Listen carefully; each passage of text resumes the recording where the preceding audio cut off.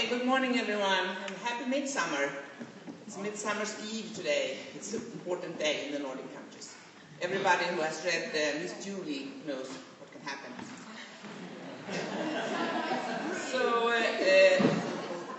I'm the director of the Swedish ITI Teaterunionen, which is a non-governmental organization. We are collecting all Swedish theatre and dance professionals. It's like a meeting place for national and international meetings. We have around 100 members in Sweden, and it's only theatres, organizations, schools, not individuals. And so this is a very wide network, national and internationally. We have a rather small office though, and we work with information, monthly information and newsletters. We have a database of all productions in Sweden. And we have a newsletter. And we are also a member of the ITI, the International Theatre Institute, which is a world organization with 90 national centers, and their goals are artistic, educational, humanistic. It's a network for contact. It was formed already after the Second World War, and it has changed focus many times. But now it is primarily a big network. It also organizes a lot of projects on different levels, bilateral and multilateral. And they have committees, workshops. They have World Congress. Next time it will be in Yerevan, in Armenia. I mean, if you really are interested, you have to get into all these websites, because this is the website of the ITI. You will find all information there. And these are the member countries. And when it started after the war, it was primarily for the contact between East and West. It was very focused on Europe. Now it's more focused on contact between North and South, I would say, and there are more countries outside Europe than in Europe, so that is a focus on that. And what do we do in the Swedish ITI? One very important, our most important meeting place is the Swedish Biennial for Performing Arts, organized every second year. We have organized since 1994 10 theatre biennials and 5 dance biennials, and now it's time to do it joint. So now it's all performing arts, dance and theatre and music theatre and performance and circus and so on. We had the first one last year in Jönköping. It collected like more than 1,800 participants. We had 50 performances, 100 workshops and seminars and so on. So it's really a big meeting place for Swedish professionals, but also for international guests. Next time it will be in Malmö, just over the bridge. So you're all welcome. We also organize Swedstage, which is a showcase for theatre and dance. We started this last year because even if we have a lot of international guests for the biennials and for different festivals, usually it's rather difficult to pick the performances and bring them abroad, because many of the Swedish performances are not really apt for touring. So we started this special event, showcase. It's for children, youth and adults performances. We do it together with the Swedish Acité, and it's productions that are suitable for touring, they're accessible in language, and of course very high artistic quality. So next time it will be in November 2014. Last time, I'm proud to say, we presented 11 Swedish performances, and 9 of these have been invited for touring all over the world. So we think there's really an interest in finding Swedish theatre, which is not, or performing arts, which is not known to everyone. Also, we have other kinds of international work. We have, of course, it's a little bit based on what money are available. I think we all have to follow the money, which a little bit follow the foreign policy. When there is a big focus on projects with Russia, for example, there is money. So we have this dialogue for artistic development with Russia. It's a project. When there is money for development, you have had some very big development projects together with the Swedish Agency for Development, but unfortunately they are now losing this focus. They don't work so much with culture anymore, they work with other industry visions, and of course then it's not possible to find money for this kind of project. But the biggest one we had was the Children's Voice. It went on for 6 years, and we got like altogether more than 3 million euro for really help promoting and building up children's theatre in some Asian countries. But that's over now. But we always have some ongoing projects. We also recently produced an international tour guide. It's in Swedish because it's for Swedish people, but it's on our homepage, and it is to facilitate both going out of Sweden and coming into Sweden. And this is, you can see the bridge here from Malmö to Copenhagen, which is the first step going out in the world from Sweden. But here you can find any information about taxes, about visa demands, about insurance, about riders and so on. And it's primarily for the groups that are not so often traveling and that need this help, so you don't have to start from the beginning every time. And there are some of these. I know Denmark has one, and there's a German one, so we have a lot of course, links here, and we have links to all the authorities where you can find the information. So my minutes are over, but I can tell you that we have the Swedish cultural policy, as we have heard, it's comparably, well, it's comparably okay. It's a good support for the arts, if you compare. Of course, not enough. We don't think it's enough. But I think that real big problem, the real thing is that there are the most underdeveloped part of Swedish cultural policy is the international exchange, really. There is not much money, and there are not very good structures. So we have collected all of our members in Sweden and tried to write down what would our primary demands be, and now we are trying to promote this with the cultural ministry and with the Arts Council and so on. And this is of course in Swedish. I tried to very shortly just write what it is about here. We said 6 demands, of course there are many more, but the most important things that we would like to have a policy for. It is of course better financing, long term and short notice.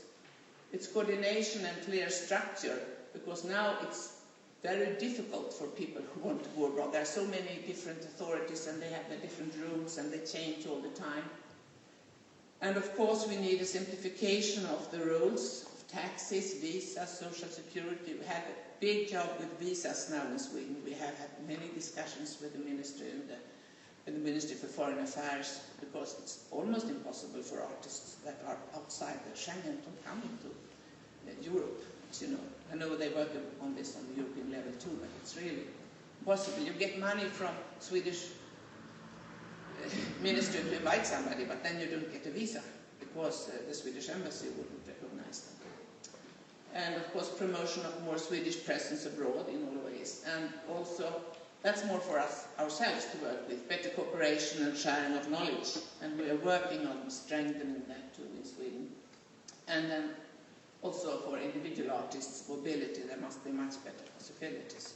So of course there are many more things, but we think it is a good idea to try to collect this, and on this we all unite. All our 100 Swedish members are behind this, so we can really tell them, yeah, I'm finished.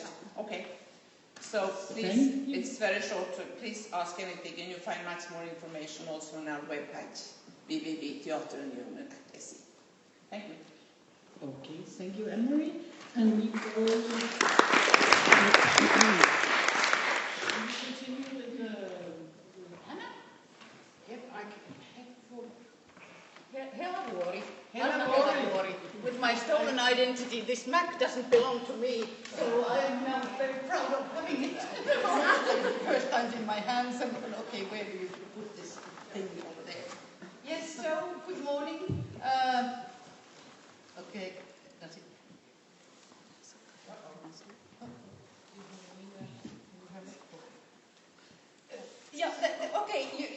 you saw this small man there, or woman, I mean, a person there with this letter T.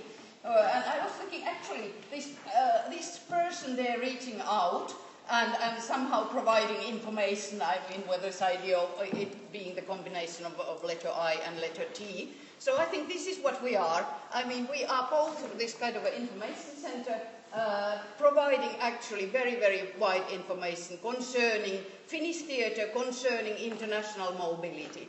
So, I mean, we are always saying that if we don't know, we'll find out. So, I mean, we are there to be, I mean, you send whatsoever questions and we try to find out what it is for you. And then another one, I think it's very good. We are very proud to say that we stand for performing arts. We stand for theatre. And this question of standing for something, I think it's more than important. Okay, there you will also find on our web pages lots of information, both in Swedish and in English and okay, in Finnish. But there it is. And we are also the ITI Information Center. We are actually structurally quite alike, so I don't go into that like our Swedish sister organization. So this is what we are standing for. Really, it's more and more important to talk about international mobility in its widest sense. It's a little bit the same problem in Finland what we are facing right now, that it's so much this culture export agenda, which is there with these creative industries, etc. And our concept is a little bit different. And also this whole question of communication, because we are providing the statistics on Finnish theatre, and we are then also providing, we are like the internal or domestic news agency for Finnish theatre. So every single week they get this kind of information letter, they can sort of go through us. Okay, and then really this collaboration, this dialogue between all sorts of theatre people. One thing I have to remind you that we have actually three things. We have Theatre Info Finland, Dance Info Finland and Circus Info Finland. And it's just due to the historical facts that it's like this, but hopefully you don't think that we are like narrow-minded in terms of the concept of theatre. We are doing lots of collaboration. So this is what we are doing, and I think this idea that talking about grassroots level networking, it's the key word there. Somehow we are not so much producing projects ourselves. It means that we are trying to respond for what our artists are wanting, and then we are kind of making it possible for them, hopefully somehow facilitating their sort of dreams to come true with a little help of money, but very often also with the help of just simply also information and getting contacts for them. And also so that if you try to find contacts in Finland, so I mean, we'll just sort of help you in that. So this is what we are doing.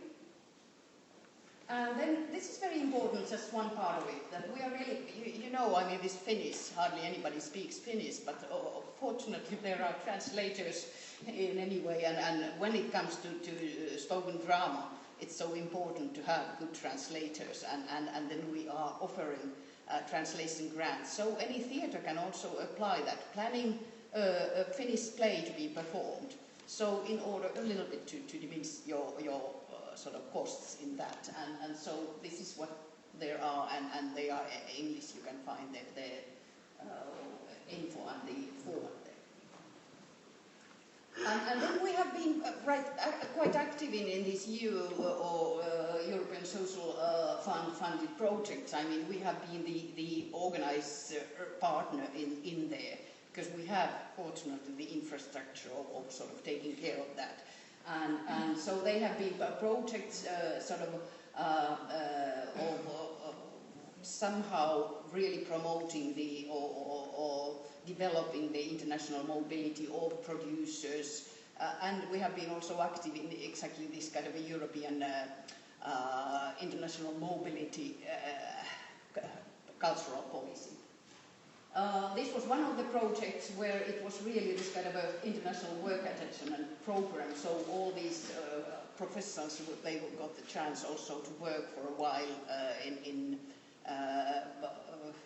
foreign organizations or theatres or wheresoever where they wanted to, and to get that in this way sort of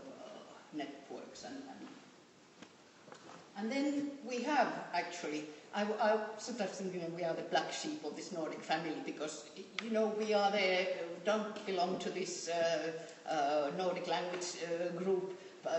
We are this strange language group where nobody speaks it, and we are a bilingual country, but actually the majority speaks Finnish, and it doesn't, from that doesn't, this idea of speaking Swedish, which is our other sort of official language, but I mean it's minority who has it as a mother tongue. So very much actually our contacts have been, also due to the historical reasons, towards Russia and towards Baltic countries, which actually I see it as a huge richness. So in case there are also these kinds of ideas you want to do, I mean we have expertise on these, and it's really, that means grassroots level, I mean working with theatre professionals.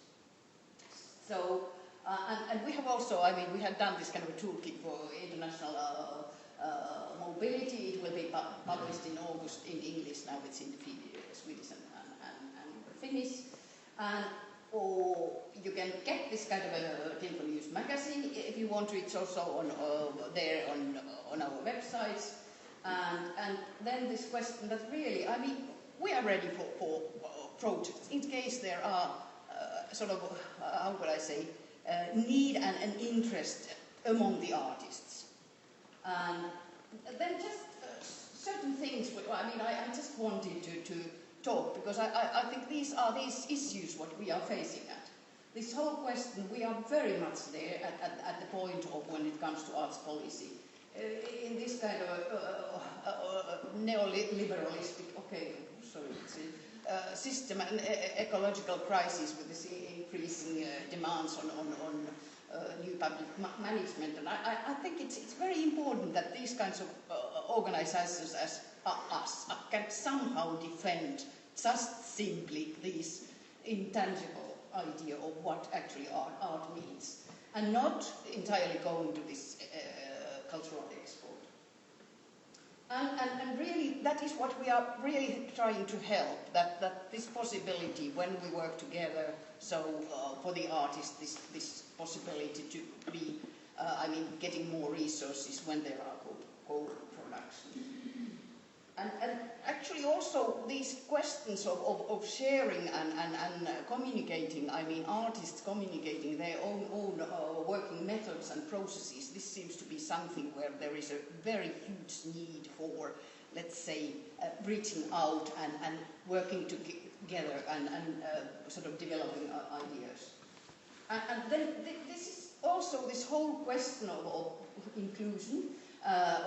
In the broadest sense, we have been talking about that. This is also what we have right now. I mean, there is this whole applied theatre, community theatre question and these kinds of projects also with the help of I mean, of course, this all concerns the artists. We are not the producers. It means that we are responding to these kinds of needs.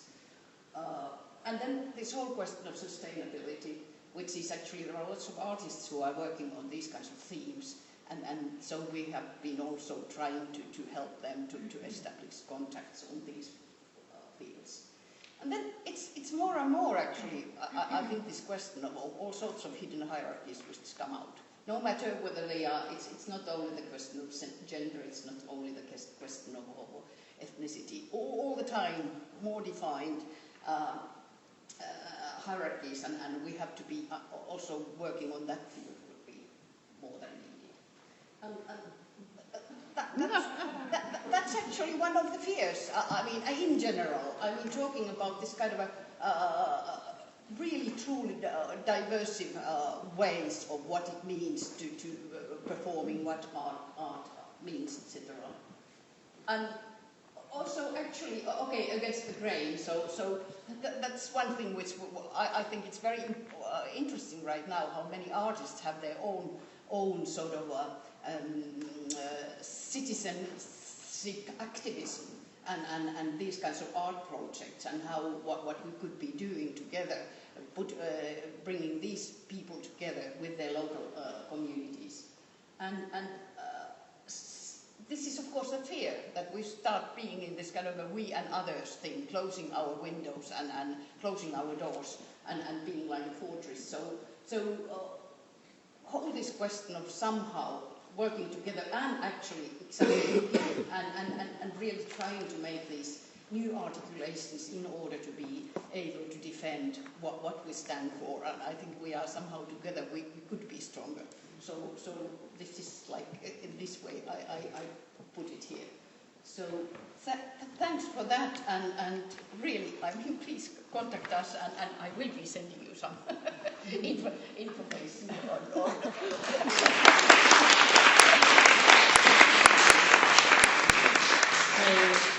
Thank you, Hannah, for giving this wonderful, you need the computer now, the wonderful sum up also of a lot of the discussions that we have been having in the last couple of days.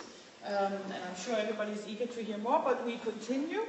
And I will say that I ask you to all send the PowerPoints that you have made to me, because then we will launch them on the website under the event here. You can find the material that's been used. So you get all the contact info and everything ready. And Christina, please, from Performing Arts Hub Norway. Yes. So we look forward to hearing what you are doing.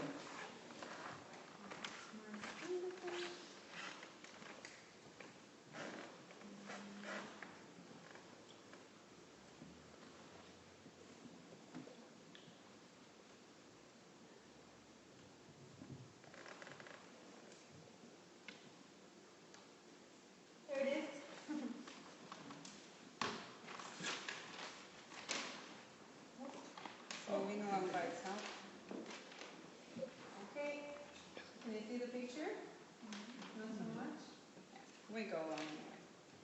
Nice to see you all. I met quite a few of you before, not everybody. I'm Christina. I'm from Performing Arts of Norway. I've worked there since 2006 as an advisor. Performing Arts of Norway is a private foundation, but we receive public funding from the Ministry of Culture. We are a network organization based in the independent performing arts field in Norway.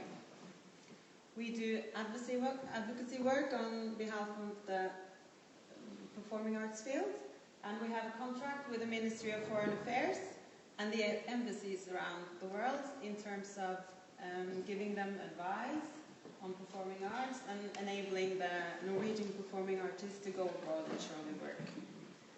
And participation on the international arena is very important for all the artists in Norway, especially in the independent field.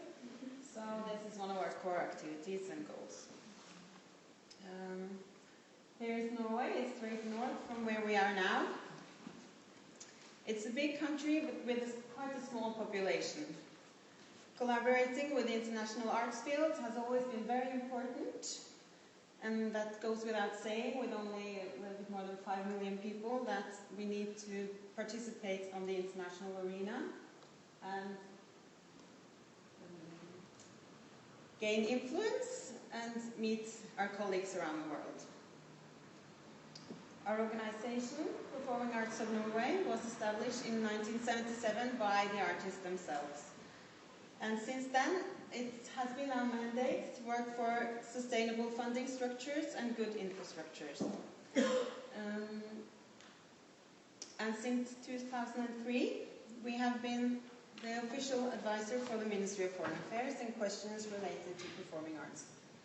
And I have to say, when we talk about funding structures and being able to participate on the international arena, we have to say advocacy, advocacy, advocacy. It doesn't go without saying that the politicians know how important it is to have funding structures to support international work.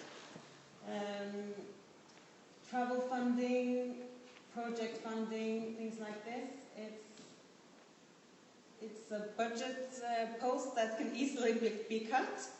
So this is just a suggestion, and something that we need to talk about is how we work politically to just build sustainable structures and actually tell our politicians how much we gain from this international collaboration, because it gives so much employment. It gives, I mean, co-productions around the world for Norwegian artists is a really, really important part of their economy, just being able to produce in other countries and show their pieces.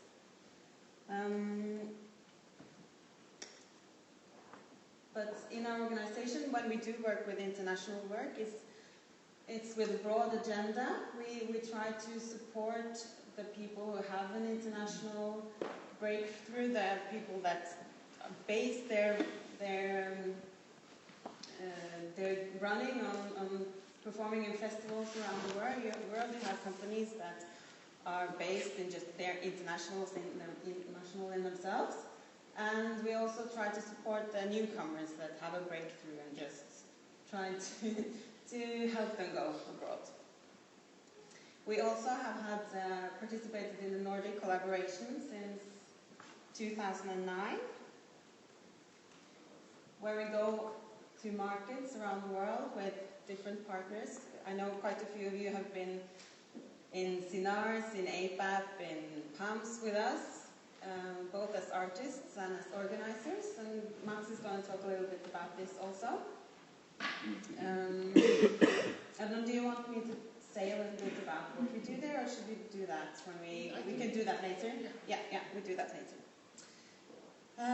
Yes, so then I'll finish my presentation with a few pictures.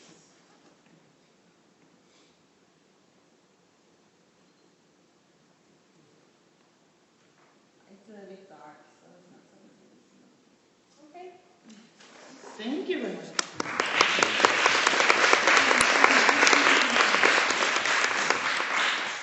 Next in line is Iceland. Yes. And Marta. Are you don't know? No, I'm not.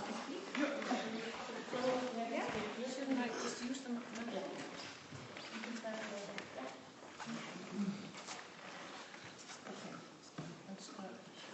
From performing arts, Iceland. Yes, thank you. Just a little bit about myself. I'm an actress and a theatre director and work full-time as such, but recently I took over as the president of the Performing Arts in Iceland. And the Performing Arts in Iceland is the umbrella organization over the theatres, the theatre unions, theatre companies, basically the industry. And the president is the spokesperson to the government regarding the big issues regarding the whole industry, budget cuts, stuff like that, things that unite the industry. We also host and own the Theatre Awards, Gríman, that we host annually. But within, I took over from Ása, she's there, and she built up a lot of international collaboration within the performing arts when she was the president, and cooperated a lot with her Nordic colleagues. And so we have been participating a lot and trying to... before that, actually, the artists were just doing it themselves. And this is a really important factor for Iceland, because we're a small country, an island, and it's important for the artists to expand the market. Very small in a country like that, and just the lifetime of a show is very short, unless you can kind of go international and get a broader audience and can speak into something and get an answer. So, and also it's important for Iceland to have a voice internationally, to be heard and to be in conversation with colleagues all over the world. So the work of Ása has been a tremendous importance for us. Unfortunately, there has been a price cut when I took over, not because of me, but it was just like, that was what happened, and unfortunately it was a new government and a lot of price cut in the theatre world. And so we have been, we are in a crossroads in a way. We are thinking where to go from here, how we can build on this knowledge that has been established. And there are ideas, and there are things in the channel that hopefully will come true in the near future. But at the moment we are holding on to our Nordic colleagues because the platform we have here is very important for a small country. So because we're going to talk about this later, whether it's better to be alone or with somebody else, it's definitely better for us to be with somebody else. I think this is enough for the time being. We'll just have a discussion later. Thank you.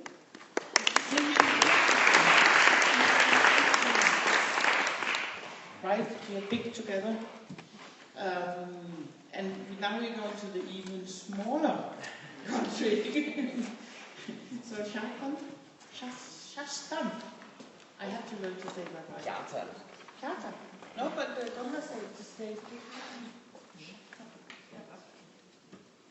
from the Faroe Islands. How many of you have been on the Faroe Islands? Oh, it's quite a lot. Sounds like you said the Fairy Islands. Which is wrong.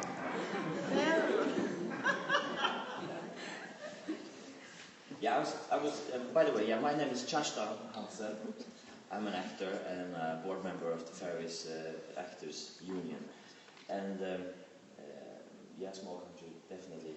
And I was chatting just with David before, and he didn't know where Faroe Islands were, so just to make sure, I'll tell you also.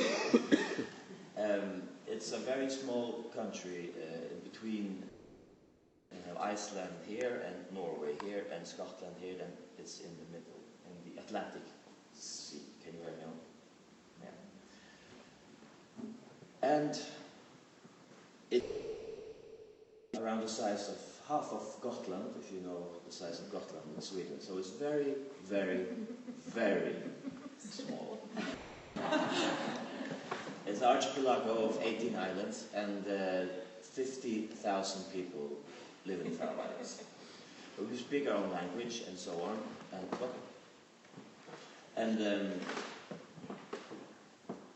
I'll just tell you a bit about the story of theatre in Faroe Islands and get a picture of it, because it's very different from what you all are used to, and at least from the other Nordic countries.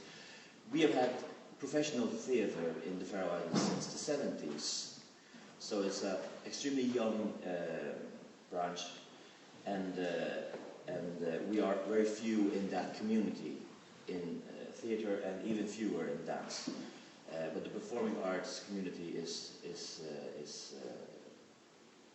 if I say a number, you'll stick to that number, but it's less than 50 educated actors and dancers. Okay, so now we're on the same page. And since the year 2000, there's been a lot of growth in more artists coming, and we're all of us, because we don't have a educational system for theatre or performing arts in the Faroe Islands, so everyone is educated abroad, mostly in Denmark, but also in Iceland and the UK, in Finland and Sweden and so on. In the Faroe Islands, the funding programs are also, of course, very limited. There is a in the Ministry of Culture, there is one program that is specifically for theatre, and it's again, if I tell you a number, this number does not represent the quantity of theatre or the quality of theatre, and it varies, of course, from year to year. But for the national theatre and professional theatre and even amateur community, there are less than 7 million Danish kroners put in a program a year. So you can imagine the not struggle for money, but the frustration in not having a organized platform. So even if these are the premises for us, there is a organ, of course, and we are the Actors Union, And we are sort of the only contact point besides the national scene and the Nordic House, which also is a big representative for performing arts in the Faroe Islands. But we do not, for example, have an ITI center at all in the Faroe Islands. Hopefully this will come shortly. So a little environment with few members, and we kind of, everyone is working together, and you can meet the same people in different areas of the aspects of the community, like who is working in the National Theatre and in the board of the theatre union. It's kind of the same people everywhere, if you know what I mean. This is good and bad, but mostly good. So, when I was asked to do this talk, and I'm very glad that I had the possibility to kind of put Faroe Islands on the map with this introduction here, because we have, as I see it, we have to take action somehow. We can do nothing as terms of internationalizing our strategies, or we can try and go abroad, as you have mentioned, how it works in the bigger countries where you have political programs or policies and actions for internationalizations, which we don't have. But that depends on fundings, of course, and being so small and having so little fundings, that is extremely hard. Very much. What I'm working with is how do we support the arts and the performing arts in the best way possible, so that you can go do whatever you do and do it the best way. So who am I representing? I'm working for the Danish Agency for Culture. I know it says in the catalog the foundation, the Danish Arts Foundation. I represent them on certain occasions, and we are secretariat. As an agency, we are secretariat to the foundation. So in a lot of ways, I am the bureaucracy, the administrator, the guy that makes art complicated. But I don't think it's completely true, though. We have the we have the Arts Foundation to make sure that it's not all that complicated.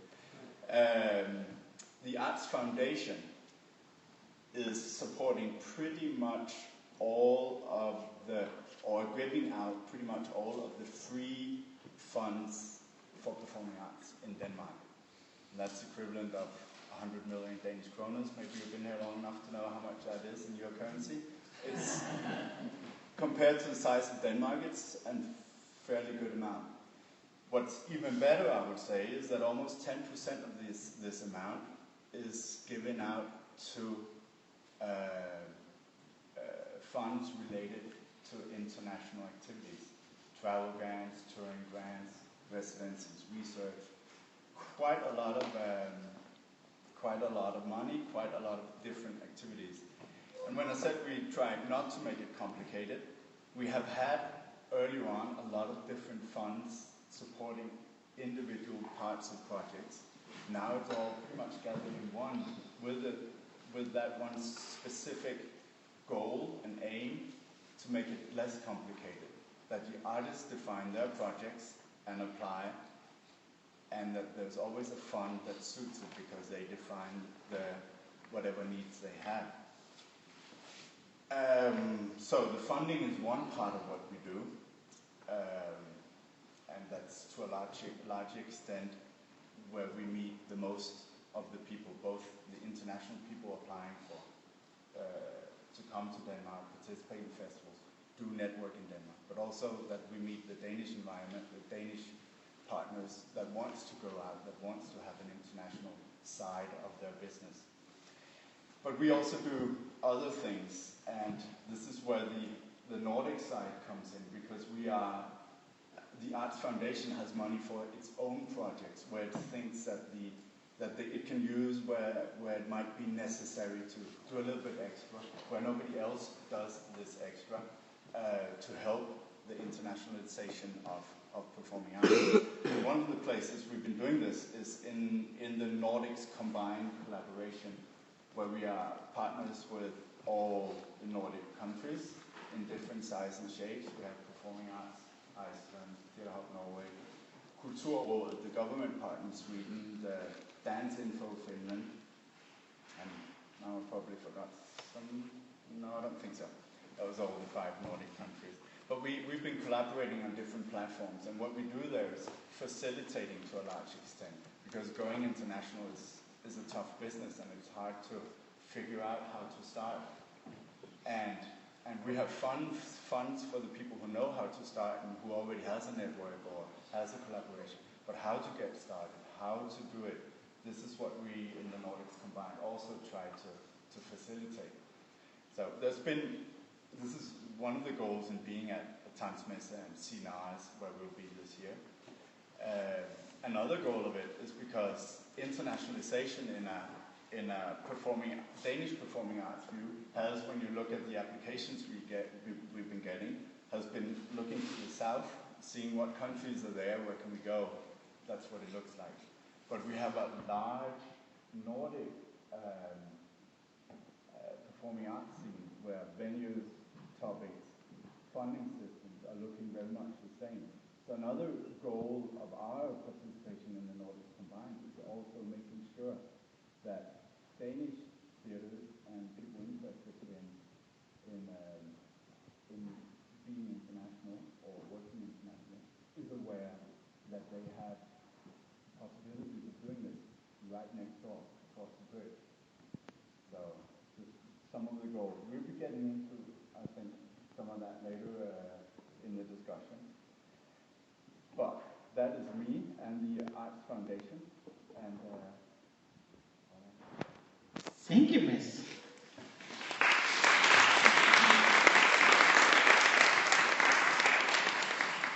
now, David, I'm eager to hear what you got out of this. Thank you. Thanks for the opportunity to reflect. I'll probably refract more than reflect. There's some underlying themes that have been consistent in discussions both here in Copenhagen and in Aarhus around the idea of market. I think in international, when you're thinking about the international paradigm, the marketplace becomes central to the discussion, both in a, well, I think it's in a problematic way, because it determines a whole series of discussions around why you do what you do. And whilst in the case of the Faroe Islands and in Iceland, there seems to be a kind of an obviousness in why internationalise, which is because we can't be isolated. In the case of the other Nordic countries, I think it might be worthwhile to unpack that assumption a little bit. And why? Why do we need to internationalise? And in some ways, I'd like to just sort of shift the question around a little bit and propose that a way of developing policy might arise out of tracking artists and where artists go, instead of maybe sending them where we might want them to go when we are in this, conflation of political and economic criteria. And I think the best international cultural policies arise out of following artists, because artists actually are really great at feeling what's out there, feeling what is unknown, what is possible, what is aside from those things that are already embedded in a culture and in a cultural world. So my feeling is that the way to sort of think about this question of why internationalise and to propose some ideas around it is to actually look at where artists go. And there have been some very good examples of this in the 1990s. UFA was extremely good at this. UFA is now a very different version of what it was. It's now Institut Français, it used to be Culture France, but back in the 90s it was really an organisation that was very much dedicated to listening to what artists were saying to them and telling them what was going on outside of France. Also a very interesting way of dealing in Asia, where I've worked a lot, not so much in the developing countries, which is where the Goethe Institute is really operating in a very unusual way, in that it does not put German participation in the centre of its international engagement in developing countries of Asia. It actually proposes that those things can happen without central German participation, as a result of which it's created enormous goodwill in the area. So in a way, there's two examples of one which has followed the artists and one which has actually said where artists may go anywhere, where may they go, and offering a kind of a frame for them to go through. And I'll just go very quickly, because the last thing that I wanted to talk about was the idea of remapping the world. And I think that comes back to this idea of, why internationalise? Because actually the world doesn't operate in nation states anymore. We don't operate in Norway, Finland, blah, blah, blah. We tend not to. If we do, then we do it as one part of the equation. We don't do it as that is the only element in the equation. And so, a colleague of mine who's a philosopher at one of the universities that I'm associated to, is a German philosopher. He's come to Melbourne, which is a long way from the cities of learning. And he's done that because he feels that the work that can be done, the pioneering work, the thinking that he wants to do can be done outside of those cities of learning, because that is where things are most embedded and most institutionalised. So he actually is looking for a place elsewhere, and he tracks history of knowledge as a result of thinkers working outside of the central paradigms, if you like. And I think it's very interesting that, that this caravan, I'm very interested in this caravan, because what's really been great about it is that, I guess you would basically say, oh, let's just do it in Copenhagen. But actually it's gone to Aalborg and Odense and Aarhus. And what's been good about the experience of going to Aarhus and Copenhagen for me is that there's been a very different kind of conversation that's been had. And I wonder if, when we think about internationalising, that we don't think about internationalising in terms of, city-states or nation-states, but that we actually start to remap the world according to a different kind of sensibility, and that becomes embedded in this process of internationalisation. And so if you think about going to Australia, you don't come to Melbourne, you go to Bendigo or Dalesford, these are regional cities. When you go to Seoul, you go to Chuncheon or Busan. So that there is and I think because that is where the antenna of possibility is actually more likely to show a way forward to ask questions of otherness and of difference and of reflection of our own identity.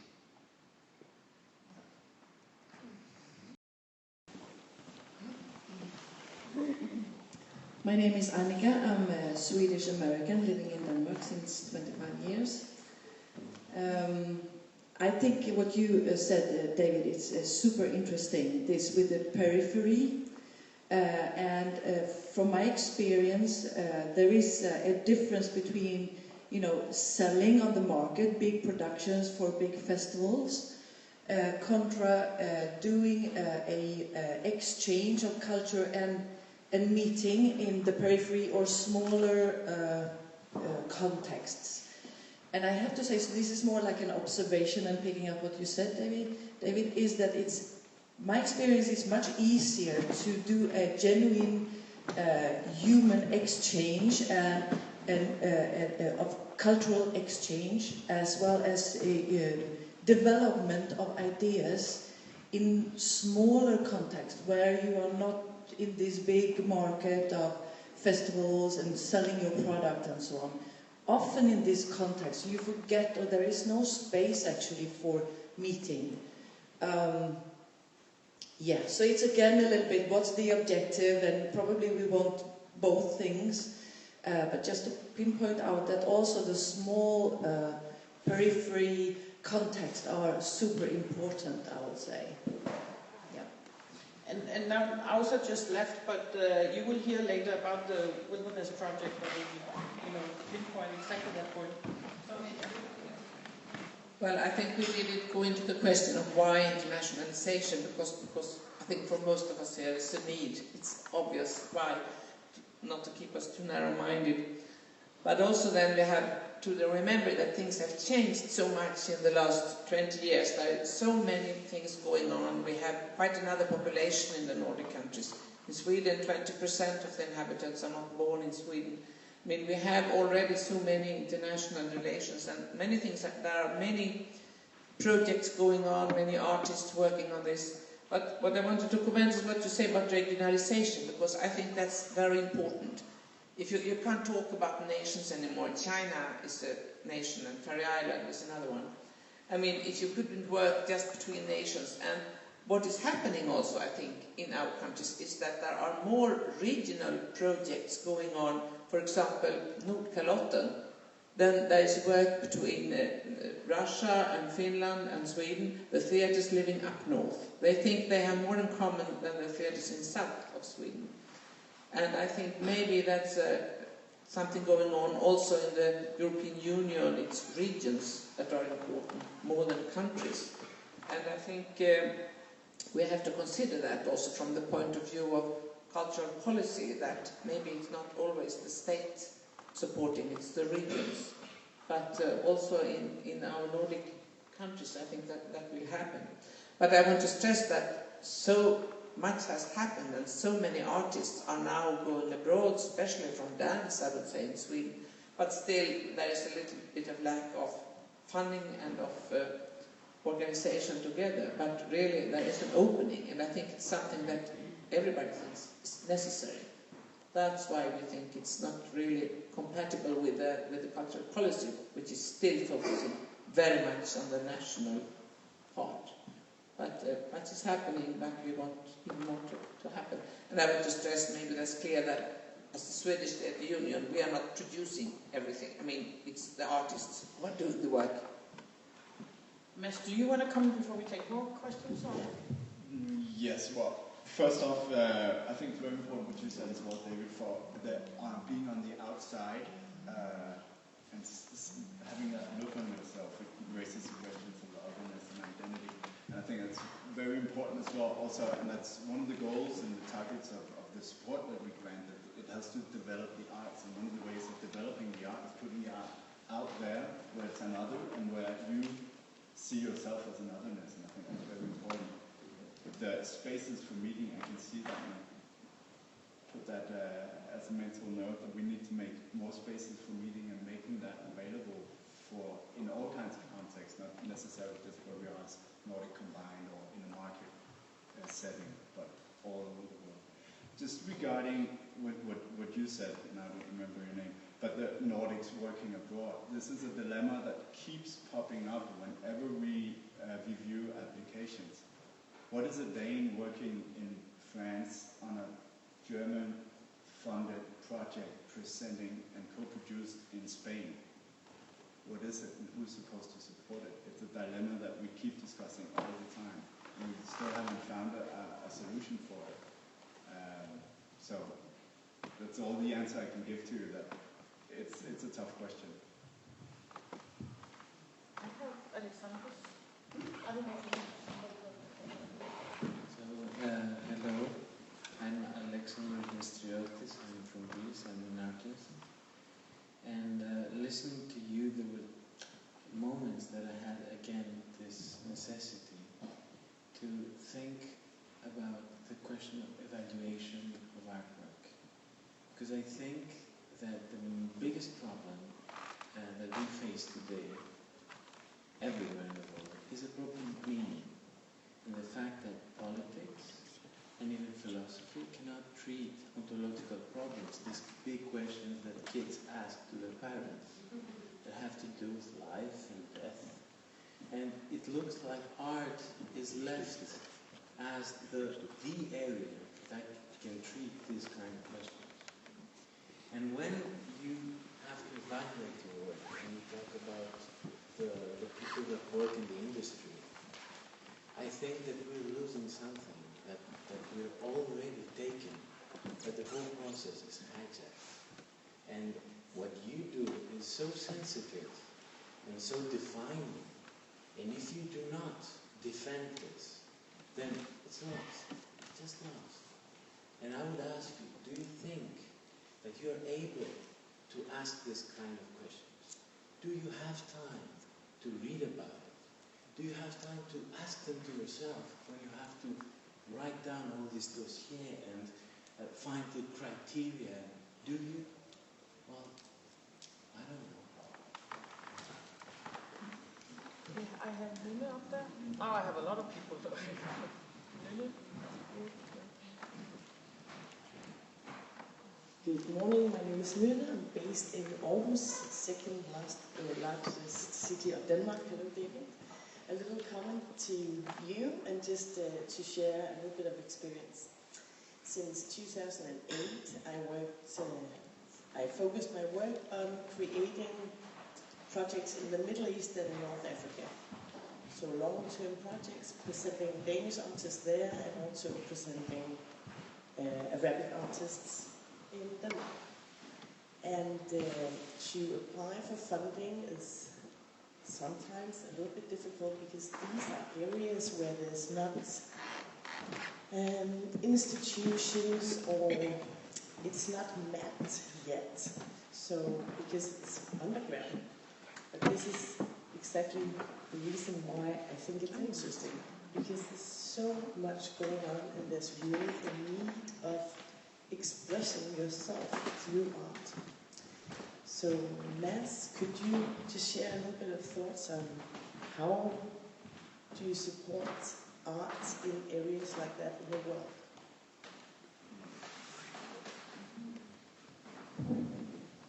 That's a good question. The thing is, the Arts Foundation, the grants it funds for all kinds of projects, and the international ones as well, have one sole criteria for evaluating one project and the other, and it's on quality. So the quality of the people involved, the quality of the project as described, is what is assessed. And then, of course, as soon as it's in an area that's not mapped, it puts an extra stress on the applicant to define who is this partner that they're working with. Is it a partner that has the artistic quality? Is it a relationship that is an actual collaboration and is of artistic value to both parties?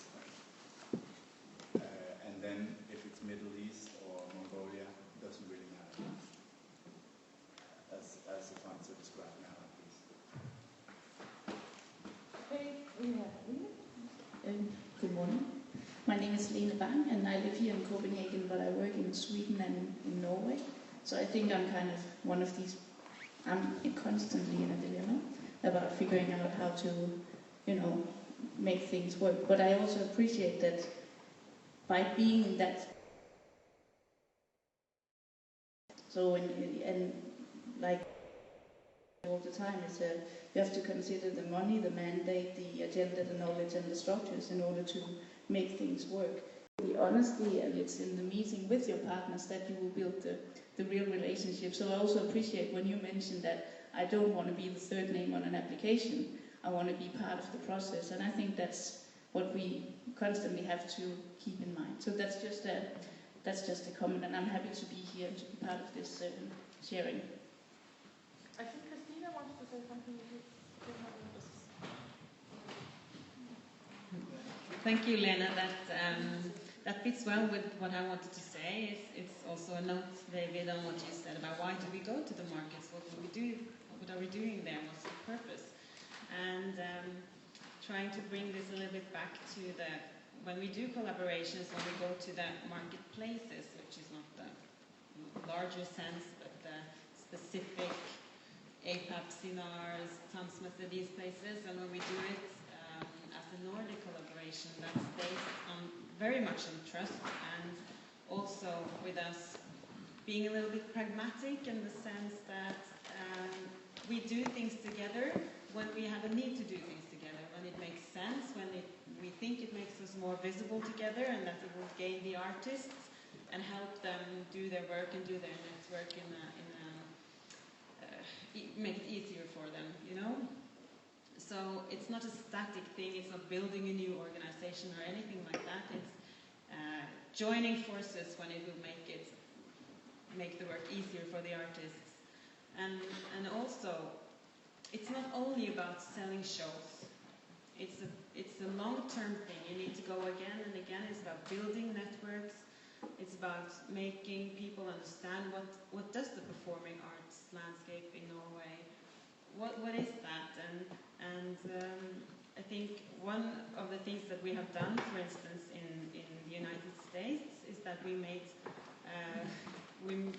a contract with a person, Wayne Ashley, who is here also today.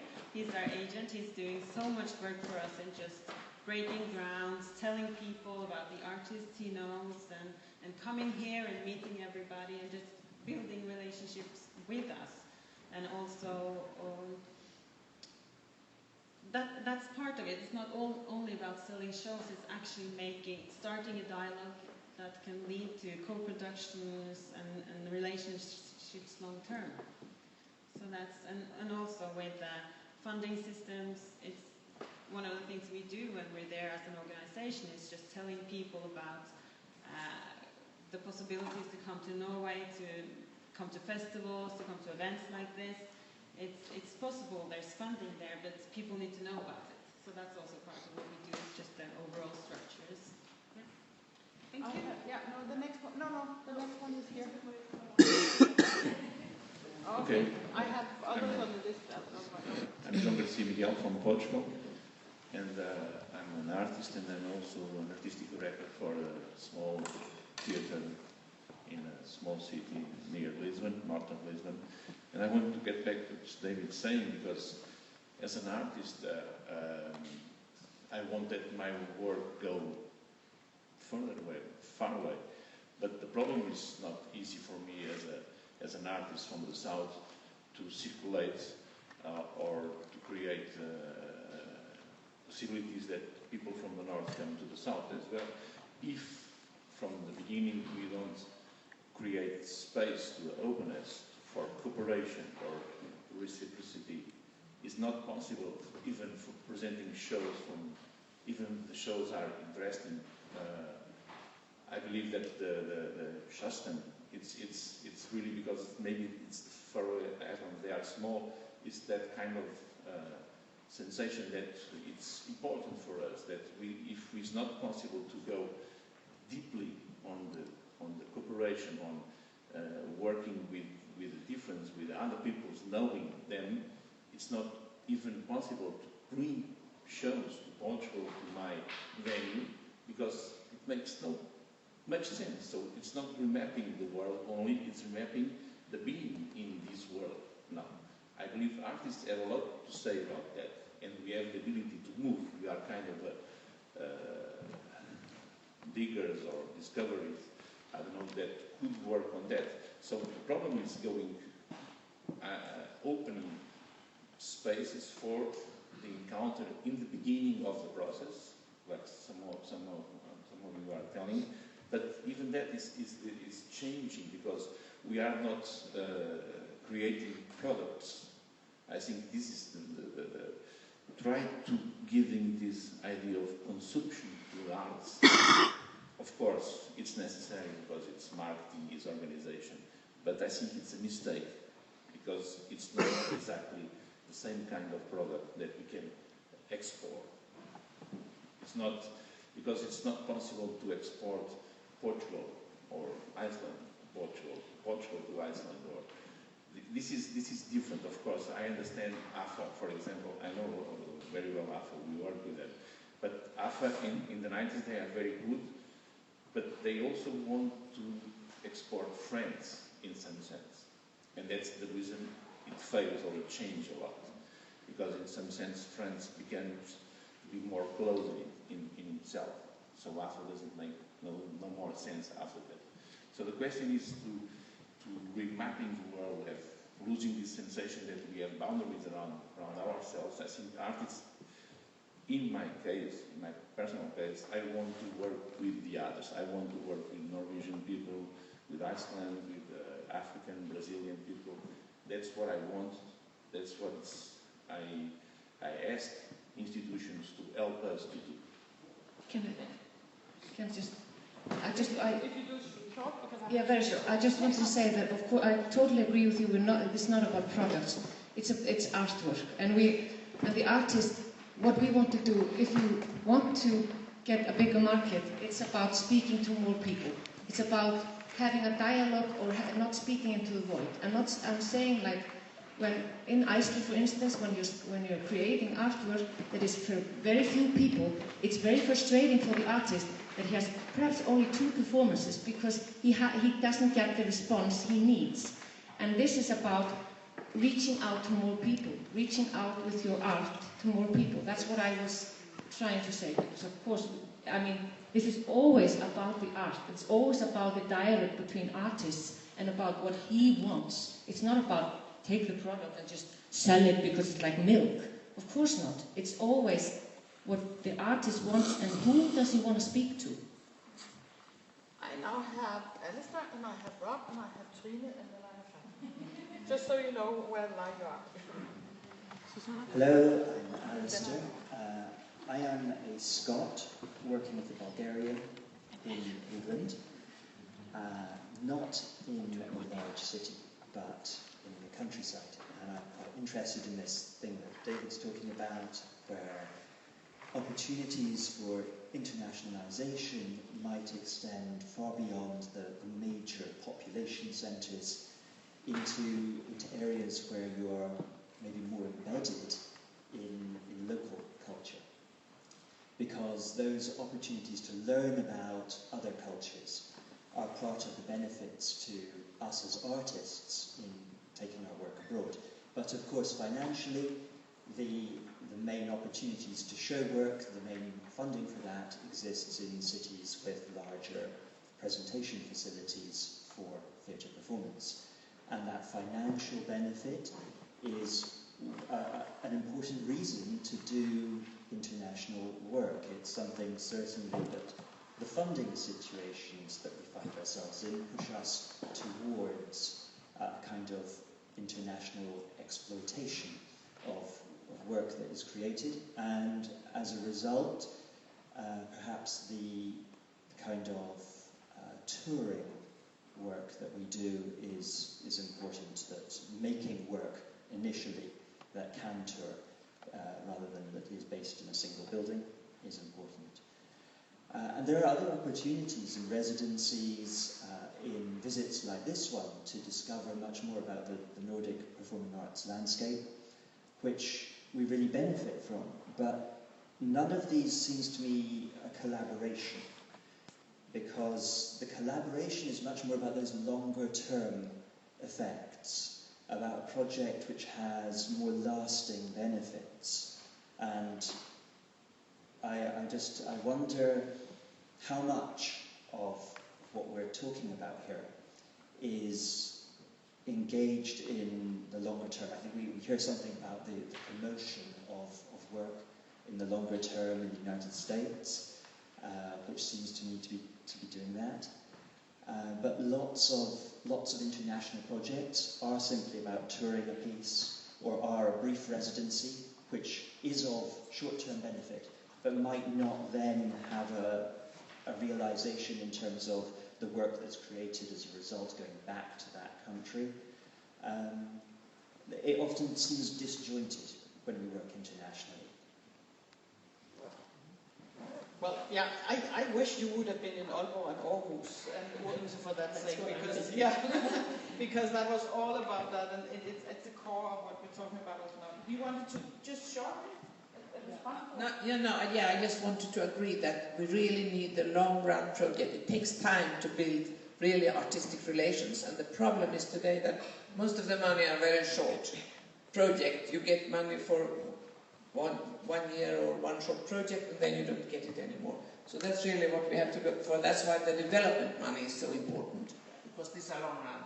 Yeah, but I also think you were talking about on an artistic level, and there has been a lot of discussion about residencies and the importance of residency, and I know Alta will talk about that later also, so it's there.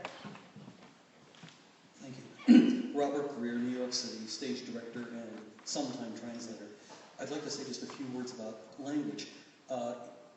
Language is no longer a significant impediment to theater in America, or for that matter, much of anywhere else. Supertitles have been in the opera for decades, at least in America, where nobody speaks the languages, and they're quite accepted in the theater. At the larger venues, such as Brooklyn Academy for Music, we even have simultaneous translation available for the audience. Now, in the dance world, language is really not an issue, and in New York we have large numbers of Scandinavian dancers in companies, as well as guest performances, particularly at the Joyce Theater and its Soho affiliate of Nordic companies. Actors in New York, we have Swedish, Danish, Norwegian-born actors whose English is better than our native-born actors. And we have them in productions which often have nothing to do with Scandinavia.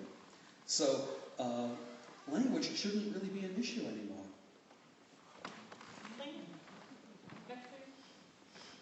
Hello, I would just like to present myself. I'm a Danish actress, and I also work with computer science, and we have here in Denmark a database which contains all the performances that we have in Denmark, and we spit out, we gain data, and then we spit out data to newspapers and to Copenhagen Stage, and we have we work together with Susanna with international data too, and we are very keen on, we would very much like to start to work in the Nordic area, and we have a little bit, we work a little bit together with Riksteatern from Sweden.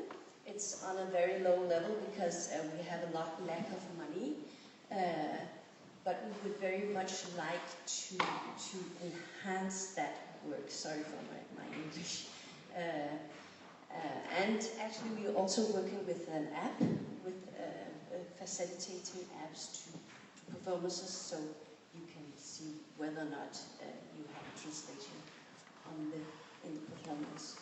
But right now, on the concrete plan, we would like to spit out data about productions in Denmark to other countries, and these other countries we can get the data from other countries' performances into our database, so we can present these informations.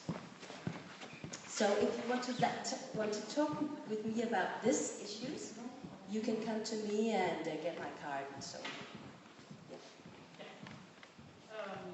Yes, we did make a toolbox together, which is primarily for the Danish artists to help them on all these practical issues. But of course, all the practical tools we have and all the systems we have was nothing if it wasn't for the artist. They should be instruments of help for the artist, or the artist should define what they need in order to do the work they do. I just wanted to say that. I have Shatan on, and then I have Alta on. And then you want to come? Yeah, just to this one. To this one? Yes. Okay.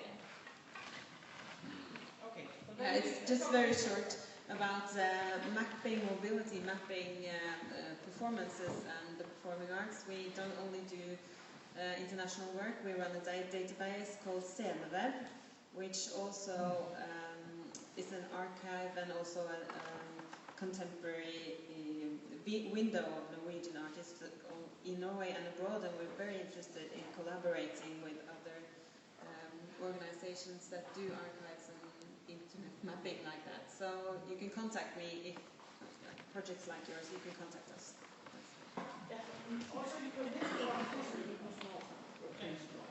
Thank you. Well, I just want to make a short connection back, I think, to you and Mr. from Portugal, I forgot your name, remapping the world. And I don't know if you are talking about a world where we're dissolving borders, national borders. I'm not saying that we are, but in a multicultural world, we are slowly going towards that. I think most of us can agree. And then I'm thinking about what you said and putting fundings out to the periphery of the small areas, the countrysides, is in this sense maybe nationalization itself. Because at least for us, and I'm talking about what I said earlier, to open up instead of going out. For us, we are a periphery in Europe, in the north of Europe, so when you come to us, we become internationalized. So I don't know if that turns it around somewhat, but at least remapping the world is also thinking about, or redefining how nationalization works.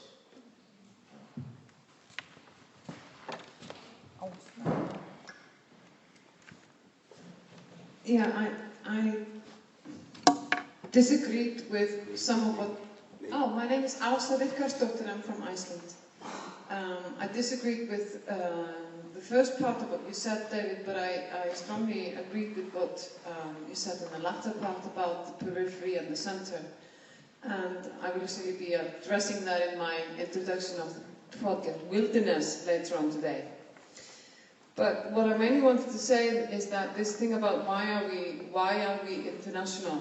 Why this international? And taking a very pragmatic point of view of the artists, I think although we all agree that whatever we are selling is a very unique product, if we are willing to call it a product. But it's basically artists all around the world need more work. They need more money in their pocket. It is just a very, very basic thing which matters a lot to them. And in Iceland, that is definitely the case. And it's an absolute existential need to be able to take their work further for the reason of getting more funding, getting money in their pocket. But of course, we always bear with us because we are not in this business for the money, I think most of us. It's getting the exposure and communication and the feedback and being able to develop as an artist, which makes it also existentially necessary to go outside. But mainly what I wanted to say, because I feel that sometimes when we go into these discussions, there's a lot of subjects that come up, and we're touching a little bit on this field of cultural diplomacy, and who is representing us and who has the right to represent the art. And I just wanted to briefly, perhaps mostly for you non-Nordics, to tell you about the experimental long-term project that is going on called ISOT, which is a 10-year project which is led by 5 main dance organizations in each of the 5 Nordic countries. And we have kind of made a deal with the Nordic Council of Ministers, which is like the government of the Nordic countries, to giving us the mandate to brand Nordic dance on the international level. And I can tell you more about this later, but I think this is an experiment which is very worthwhile going into and exploring, where it's the field itself that gets the mandate to create relationships and promote the dance itself. It's not the politicians or the officials that are doing it. Okay. Okay. Yes, I know there's a couple of artists based here in Denmark who works international and who has been part of some of these platforms of discussions, but I haven't heard so much from any of you. There's also some Icelandic artists here. Anyone you want to engage in more of this? just want to say, sorry, I had to catch a plane, but I look forward to work with all of you, and please get in touch.